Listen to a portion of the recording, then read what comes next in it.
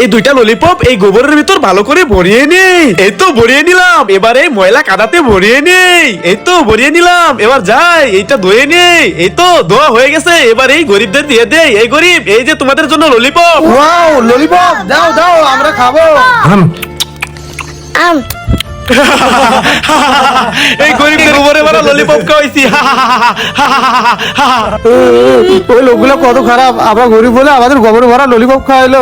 ভাইয়া, তোমরা কেন বলো না? চলো ভাইয়া, তুমি বসো, এখন মাটিগুলো কুড়ে নাও। এবার এই ললিপপ গুলো মাটির নিচে দিয়ে দাও, এবার পানি দিয়ে দাও।